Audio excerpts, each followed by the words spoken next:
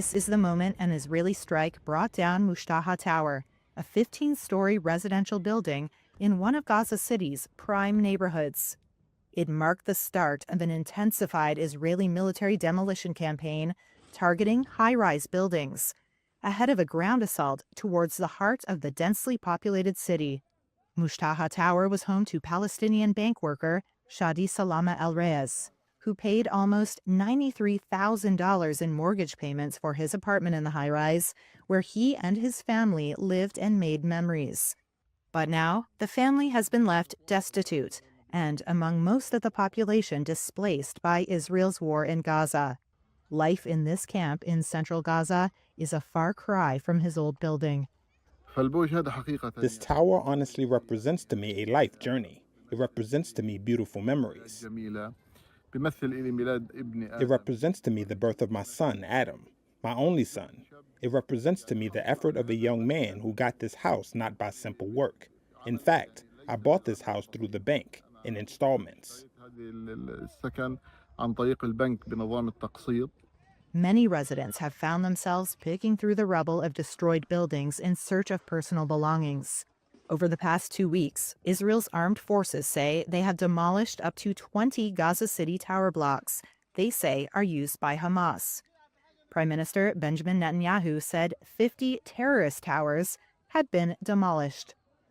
El-Reyes told Reuters he feared the destruction was aimed at permanently clearing the population from Gaza City, a view shared by the UN Human Rights Office.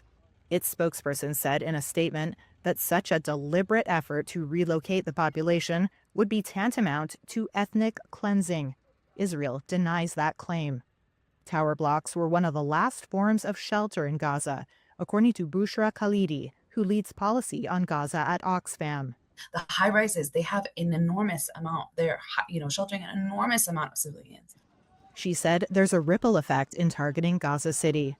It's the main artery of Gaza, the Gaza Strip.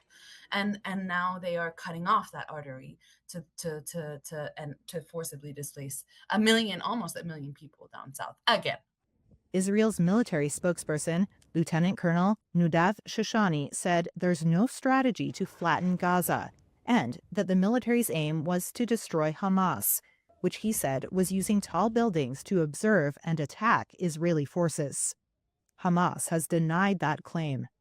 As for Mushtaha Tower, the Israeli military said Hamas had underground infrastructure beneath it, used to attack Israeli troops.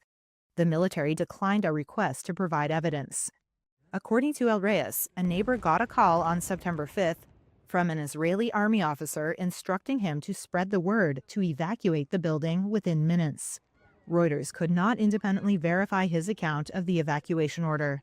An Israeli military spokesperson said they gave residents time to evacuate and ensured civilians had left before hitting the buildings.